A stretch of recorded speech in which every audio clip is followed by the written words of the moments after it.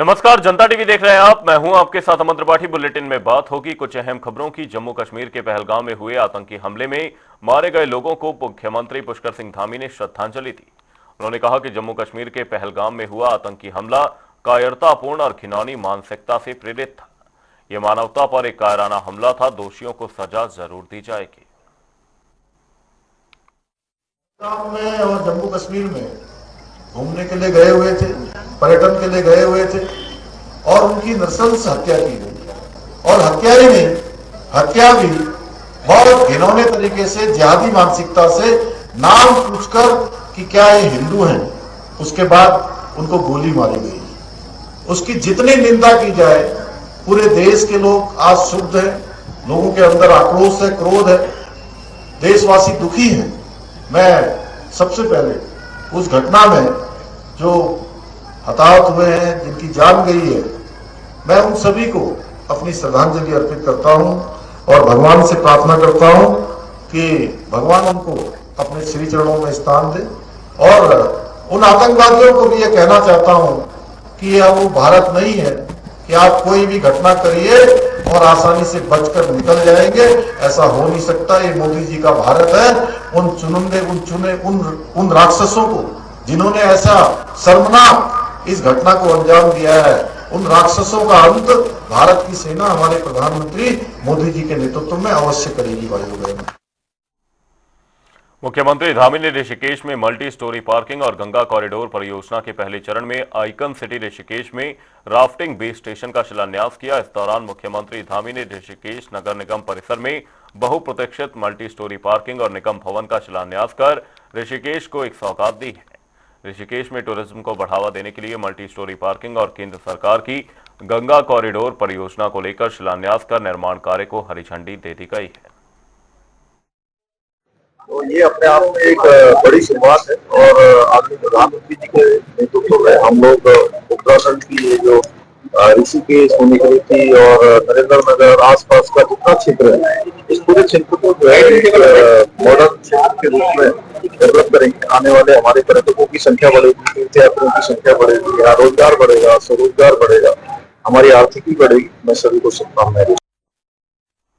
एक तरफ जहां पहलगाम की घटना से पूरे देश में गुस्से और गम का माहौल है, वहीं एआईएमआईएम पार्टी ने भी पहलगाम की घटना पर गहरा रोष व्यक्त करते हुए नारेबाजी के साथ आतंकवाद का पुतला दहन किया।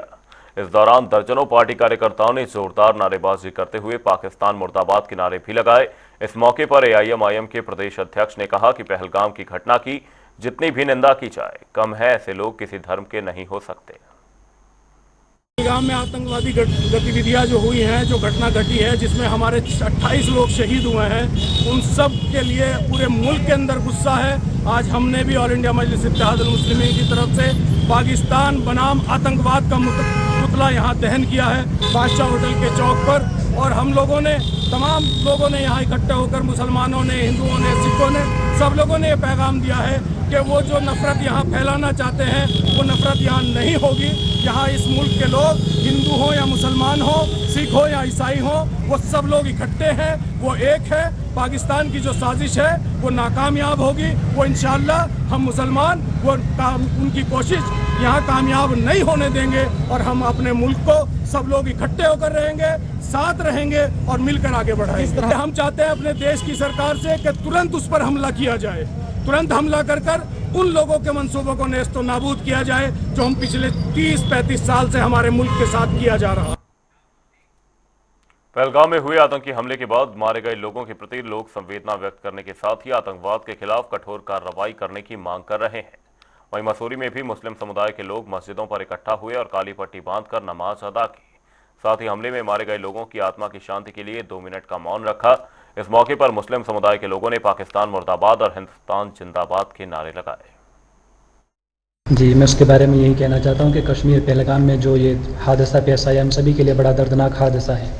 हम सब उसको लेकर बड़े खूब रंजीदा है और हमने जो आज नमाज़ पढ़ी, हम सभी ने काली पट्टी बांध कर नमाज़ पढ़ी और हम उस हादसे की सख्त कड़ी निंदा करते हैं। और जिन लोगों ने ऐसा किया वो बड़े बुज़दिल और कायर लोग हैं। अब मैं यही कहना चाहता हूँ कि हम लोग अगर कोई इस तरह का वाक़या पेश आता है, कोई हादसा पेश आता है, तो सबसे पहले हम उसको मज़हब के एंगल से देखते हैं। ये मज़हब के एंगल से ना देखा जाए, वहाँ पर इंसानियत का कत्ल हुआ है, इंसान के साथ बर्बरियत का खेल खेला गया है। हम मुसलमान समुदाय के लोग सभी उसके सख्त खिलाफ हैं। और जो लोग ऐसा समझते हैं कि वो मुसलमान थे या मुसलमान को ऐसा करने वाला समझता है कि हमने कोई बड़ा काम कर दिया, तो मैं उस पर यही कहना चाहता हूँ कि इस्लाम का और मुसलमानों का ऐसे लोगों से कोई वास्ता नहीं है। हम लोग ऐसे लोगों से बहुत दूर, ऐसे लोग ये इंसानियत के कातिल और इंसानियत के जालिम। जी, मैं उसके बारे में यही कहना चाहता हूँ कि कश्मीर पहलगाम में जो ये हादसा पेश आया, हम सभी के लिए बड़ा दर्दनाक हादसा है। हम सब उसको लेकर बड़े खूब रंजीदा है और हमने जो आज नमाज़ पढ़ी, हम सभी ने काली पट्टी बांध कर नमाज़ पढ़ी और हम उस हादसे की सख्त कड़ी निंदा करते हैं। और जिन लोगों ने ऐसा किया वो बड़े बुज़दिल और कायर लोग हैं। अब मैं यही कहना चाहता हूँ कि हम लोग अगर कोई इस तरह का वाक़या पेश आता है, कोई हादसा पेश आता है, तो सबसे पहले हम उसको मज़हब के एंगल से देखते हैं। ये मज़हब के एंगल से ना देखा जाए। वहाँ पर इंसानियत का कत्ल हुआ है, इंसान के साथ बर्बरियत का खेल खेला गया है। हम मुसलमान समुदाय के लोग सभी उसके सख्त खिलाफ हैं। और जो लोग ऐसा समझते हैं कि वो मुसलमान थे या मुसलमान को ऐसा करने वाला समझता है कि हमने कोई बड़ा काम कर दिया, तो मैं उस पर यही कहना चाहता हूँ कि इस्लाम का और मुसलमानों का ऐसे लोगों से कोई वास्ता नहीं है। हम लोग ऐसे लोगों से बहुत दूर, ऐसे लोग ये इंसानियत के कातिल और इंसानियत के मसूरी का ही नागरिक हूँ और हिंदुस्तान का एक ज़िम्मेदार नागरिक हूँ। और मैं पहलगाम में जो घटना हुई है उसके मद्देनज़र यही कहना चाहता हूँ कि ये कायरता भरा जो उन्होंने कृत्य किया है, हम उसकी मसूरी वासी, मसूरी मुस्लिम समुदाय घोर निंदा करते हैं और कभी भी ना माफ़ करने वाली ये जो घटना हुई है। और अब मैं भारत सरकार से भी ये कहना चाहता हूँ कि उन पर कड़ी से कड़ी कार्रवाई की जाए। उसमें कोई मज़हब, वहाँ पर किसी मज़हब का कत्ल नहीं हुआ है, वहाँ इंसानियत का कत्ल हुआ है, जिसका ये मुस्लिम समाज बिल्कुल उसके विरुद्ध एक मुस्त होकर खड़ा हुआ है। और यहाँ पर मैं इतना ही कहना चाहूँगा कि आतंकवाद या किसी भी तरीके की हिंसा का समर्थन हम लोग नहीं करते और हम अपील करते हैं कि उन्हें सख्त से सख्त, जो दुनिया के किसी भी पन्ने में आज तक सबसे बुरी मौत है, तो वो उन्हें दी जाए। मैं यही अपील करूँ। कांग्रेस के आगामी संविधान बचाओ कार्यक्रम को लेकर कांग्रेस प्रदेश अध्यक्ष उपाध्यक्ष सूर्यकांत धस्माना ने जानकारी दी। उन्होंने कहा कि अखिल भारतीय कांग्रेस कमेटी के कैलेंडर के अनुसार कांग्रेस प्रदेश में आगामी 40 दिनों तक संविधान बचाओ कार्यक्रम चलाएगी, जिसके तहत 30 अप्रैल को रेंजर्स ग्राउंड में राज्यव्यापी रैली आयोजित की जाएगी। उसके बाद प्रदेश के सभी जनपदों में और उसके बाद 70 विधानसभाओं में संविधान बचाओ रैली भी निकाली जाएगी। कमेटी का कार्यक्रम है, 40 दिन का पूरे देश में राष्ट्रव्यापी कार्यक्रम है, जिसमें संविधान बचाओ कार्यक्रम प्रदेशों में होने हैं। उत्तराखंड प्रदेश में हमने जो प्लान किया है, आगामी 30 अप्रैल को प्रदेश व्यापी रैली हो रही है। देहरादून के रेंजर्स ग्राउंड में हम लोग संविधान बचाओ रैली कर रहे हैं। उसके बाद हम प्रदेश के हर जनपद में संविधान बचाओ रैली करेंगे और उसके बाद प्रदेश की 70 विधानसभाओं में ये अभियान चलेगा संविधान बचाओ का, जिसमें गोष्ठियां होंगी, सम्मेलन होंगी, हमारी पदयात्राएं होंगी। संविधान के मामले में बहुत गंभीर पार्टी है, क्योंकि संविधान पर लगातार जिस प्रकार से आरएसएस, भाजपा, संघ परिवार के लोग हमला कर रहे हैं, संविधान को बदलने की बात कर रहे हैं। तमाम कानूनों में जो संविधान ने हमें फंडामेंटल राइट दिए हैं, उनके बारे में जिस प्रकार से तमाम तरह की गलत व्याख्या भारतीय जनता पार्टी और संघ परिवार कर रहा है, तो जनता के बीच में जाकर के ये संदेश देना है कि भारतीय जनता पार्टी, आरएसएस, संघ परिवार ये देश के संविधान को बदलना चाहते हैं, उसको नष्ट करना चाहते हैं, उसके खिलाफ हमारा अभियान। उत्तराखंड के गांवों को लेकर राज्य सरकार लगातार संजीदा दिख रही है, जिसके तहत महिलाओं को स्वरोजगार योजना, लखपति दीदी योजना समेत होम स्टे को बढ़ावा देने के लिए कार्य किए जा रहे हैं। तो वहीं बीजेपी प्रदेश प्रवक्ता हनी पाठक का कहना है कि धामी सरकार ने 100 गांवों को चिन्हित किया है, जिसमें किसी भी तरह की कोई समस्या आ रही है तो उसे विकास की गति देने के लिए यह हर्ष का विषय है। देखिए, जिस प्रकार हमारी सरकार गांवों को लेकर लगातार संजीदा दिखाई पड़ रही है, जिसके तहत वो स्वरोजगार से भी महिलाओं को जोड़ने का काम कर रहे हैं, लखपति दीदी योजना के तहत गांव को जोड़ने का काम किया जा रहा है, और जिस प्रकार से होम स्टे को बढ़ावा देने का काम किया जा रहा है, उत्तराखंड की सभी परंपराओं को दर्शाने के लिए, एक लोक संस्कृति दिखाने के लिए भी उस पर कार्य किया जा रहा है, वह यह दर्शाता है कि गाँव को लेकर हमारी सरकार लगातार गंभीर है।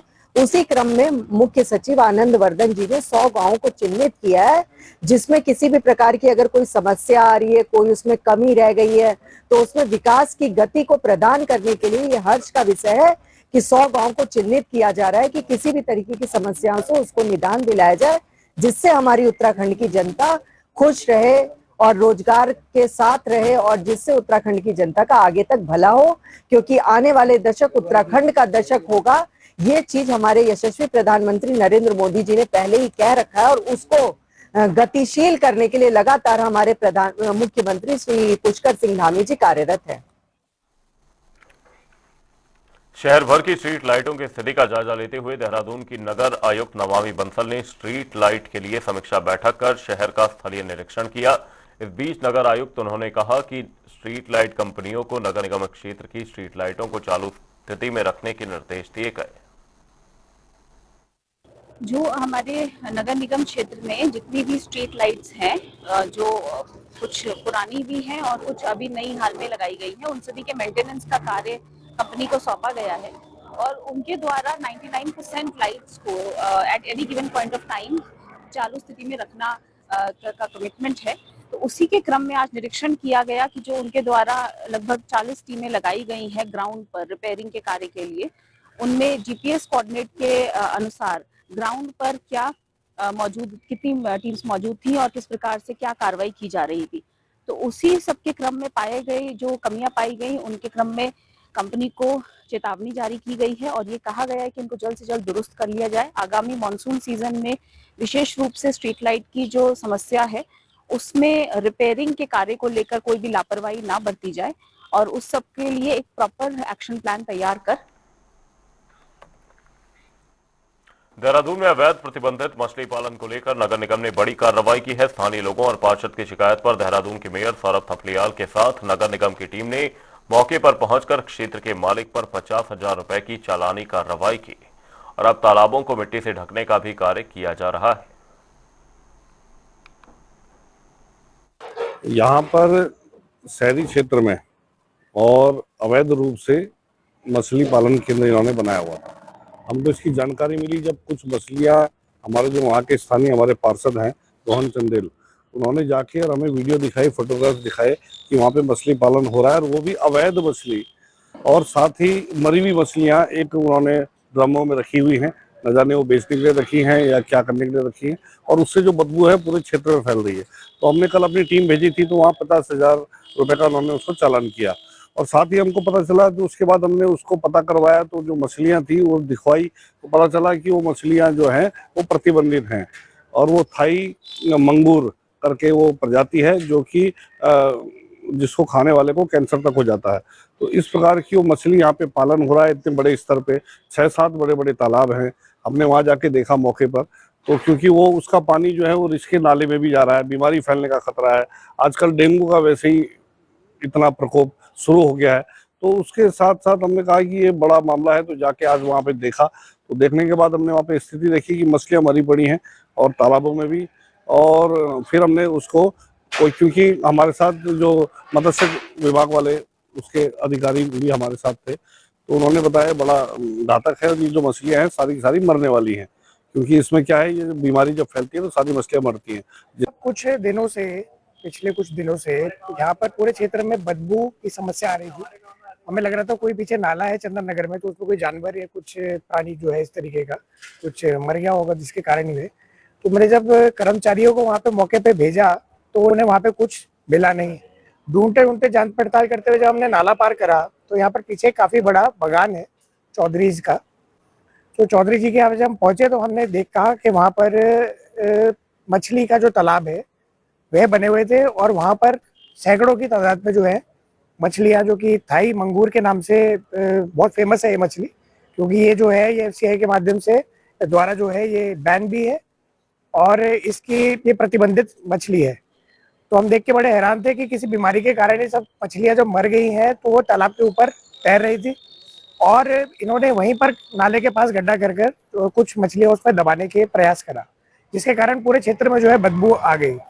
और ये देखकर इतना भयावह स्थिति थी वहाँ पर कि मैंने तुरंत माननीय मेयर साहब के संज्ञान में ये मुद्दा डाला और मुख्य नगर स्वास्थ्य अधिकारी जी के माध्यम से इसमें 50,000 का एक चालान भी करा गया।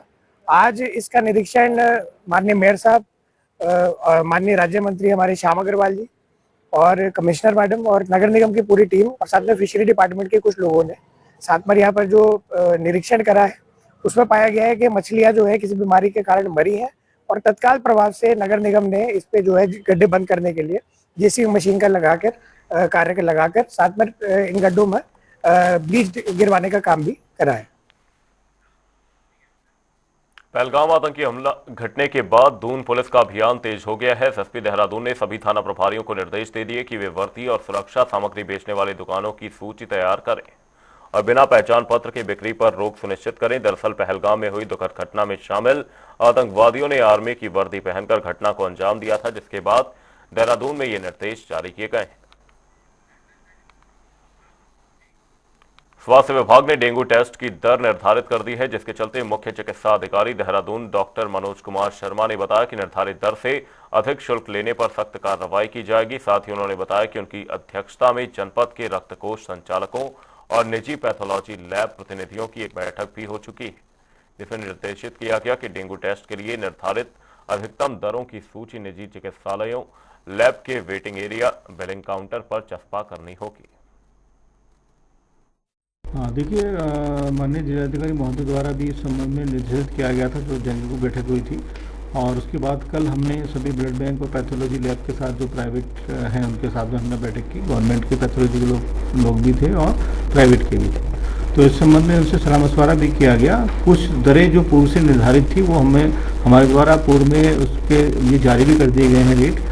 जैसे हम एलाइजा टेस्ट की बात करें तो हमने कहा था कि 1000 रुपये तो जो नॉन NABL लैब है वो उनके द्वारा ली जाएंगे और 1100 रुपये जो NABL लैब उनके द्वारा ली जाएंगे। ऐसी जो हमारे रैपिड कार टेस्ट की जो बात थी उसमें बात हुई थी कि 500 रुपये सामान्य रैपिड के, और जो कम्बो रैपिड कार्ड है उसके 800 रुपये जो है टेस्टिंग के लिए जाएंगे। तो ये जो दरें हमारे पास पूर्व से थी इसको निर्धारित कर लिया गया। कुछ चीज़ें कल जब बैठक हुई तो उनमें संज्ञान में आए, कुछ और एक टेस्ट प्राइवेट के द्वारा किए जाते हैं जिनकी रेट पूर्व से निर्धारित नहीं थी, तो उसका डिस्कशन जो है हमारे द्वारा उनसे किया गया और 1-2 दिन में हम अपने दून मेडिकल कॉलेज से भी बात करके 1-2 दिन में उसकी भी दरें निर्धारित करके और उसको भी हम जारी कर देंगे। मसूरी में जिला विधिक सेवा प्राधिकरण की ओर से सनातन धर्म इंटर कॉलेज में छात्रों के लिए जागरूकता शिविर का आयोजन किया गया, जिसमें सिविल जज शमशाद अली ने छात्रों को महिलाओं के अधिकार के साथ मोटर व्हीकल एक्ट के बारे में जानकारी दी। हमारे यहाँ हर महीने एक प्लान ऑफ एक्शन तैयार होता है जो ऑनरेबल हाई कोर्ट से डिस्ट्रिक्ट लीगल सर्विस अथॉरिटी को जाता है और डिस्ट्रिक्ट लीगल सर्विस अथॉरिटी के द्वारा वो प्लान ऑफ एक्शन हमको दिया जाता है। उसके अनुक्रम में हम लोग अपने कार्यक्रम फिक्स करते हैं। जैसा कि आज मसूरी सनातन गर्ल्स इंटर कॉलेज में हमने एक कैंप रखा, जिसमें यहाँ पर उपस्थित लोगों को महिला प्रतिकर स्कीम 2020 से अवगत कराया। इसके साथ साथ मोटर व्हीकल एक्ट के बारे में भी हमारे द्वारा बताया गया है। हमारे और नालसा का टोल फ्री नंबर 15100 के बारे में बताया गया है। इसके अतिरिक्त हमारे साथ साथ हमारे अधिवक्ता बंधु भी मौजूद थे, जिसमें शैली जी, मयंक जी और गोयल जी मौजूद थे। इनके द्वारा भी अपने अपने विचार रखे गए। रामनगर में वन विभाग के फतेहपुर रेंज में अचानक भीषण आग लगने से पेड़ों को काफी नुकसान पहुंचा है। वनकर्मी हालांकि आग पर काबू पाने की कोशिश कर रहे हैं। स्थानीय लोगों के मुताबिक कल देर रात जंगल में आग भड़क गई थी, जिसका आबादी की ओर आने का खतरा बना हुआ है। इसी को लेकर देखिए हमारे संवाददाता संजय प्रसाद की एक खास रिपोर्ट। जैसे जैसे तापमान बढ़ता जा रहा है तो जंगलों में भी आग की घटनाएं अब शुरू हो चुकी हैं। हम खड़े हैं रामनगर वन प्रभाग के फतेहपुर रेंज के जंगल में, जहां कल देर रात से भयंकर आग लगी हुई है, भीषण आग लगी हुई थी। और फिलहाल अभी जो तस्वीरें आप देख रहे हैं ये उसी जंगल की हैं जहां कल देर रात से भयंकर आग का नज़ारा यहाँ था। अभी फिलहाल फॉरेस्ट कर्मियों द्वारा आग पर काफ़ी हद तक काबू पा लिया गया है, लेकिन आग है कि अभी भी बढ़ती जा रही है, क्योंकि मौसम में जो हवा है उस हवा की वजह से आग में कहीं ना कहीं बढ़ोतरी हो रही है। और साथ ही साथ ये तस्वीरें बहुत कुछ अपने आप में बयां भी कर रही हैं कि कितना संवेदनशील है वन विभाग और जिस तरीके की ड्रिल्स यहाँ की गई थी। क्योंकि पिछले दिनों हमने देखा कि वन विभाग ने बहुत सारी फॉरेस्ट फायर के लिए ड्रिल्स वगैरह कंडक्ट की थी, लेकिन यहाँ धरातल पर जहाँ एक्चुअल में जंगल जल रहे हैं, फॉरेस्ट फायर हो रहा है, वहाँ धरातल पर उस ड्रिल का कोई असर नज़र नहीं आ रहा है। अब ये देखने वाली बात होगी कि फिलहाल अभी टेम्परेचर बढ़ना शुरू हुआ है और आने वाले दिनों में अगर इसी तरीके से तापमान में वृद्धि होती है और जंगलों की आग बढ़ती जाती है तो किस तरीके से इस आग पर काबू पाया जाएगा। ये जो तस्वीरें आप देख रहे हैं ये जंगल है और ये आबादी से लगता सटा हुआ जंगल है और ये बांस, फिलहाल ये तस्वीरों में जो है ये बांस का जंगल है। और ऊपर की तरफ अगर हम चढ़ें, ऊपर की तरफ मैं अगर बताऊं तो ऊपर की तरफ पूरा जंगल ये जल चुका है, बांस का जंगल है और बांस के फटने की आवाज़ें यहाँ लगातार आ रही हैं। और साथ ही साथ यहाँ जो वन्य जीवों के लिए खतरे की बात कही गई है तो इस फॉरेस्ट फायर में वन्य जीवों के लिए भी बड़ा खतरा पैदा हो गया है। अगर विभाग की तरफ से, वन विभाग की तरफ से, फॉरेस्ट की तरफ से अगर कोई ठोस कदम नहीं उठाए जाते हैं तो आने वाले दिनों में ये जंगल की आग और भी विकराल रूप धारण कर सकती है, जिससे जंगली जीव जंतुओं को तो नुकसान है ही है और साथ ही साथ यहाँ की आबो हवा में भी जहर घुल सकता है। जनता टीवी के लिए संजय प्रसाद, हल्द्वानी से। काशीपुर में एक ऐसी सड़क है जहां चलना किसी खतरे से खाली नहीं है। खतरा है हवा में घुल रहे जहरीले प्रदूषण का। मुरादाबाद रोड पर कदम रखते ही हवा में खुली जहर सी कालिक आंखों में चुभने लगती है।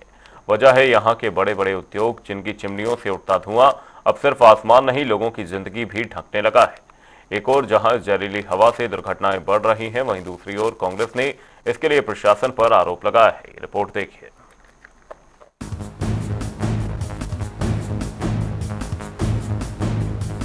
उधम सिंह नगर के काशीपुर की मुरादाबाद रोड अब केवल एक सड़क नहीं रही, बल्कि ये रास्ता धीरे धीरे जिंदगी को निगलने वाला शहर बन चुका है, जहां फैक्ट्रियों से निकलता जहरीला धुआं हवा में इस कदर घुल चुका है कि लोगों की आंखें जलने लगी हैं।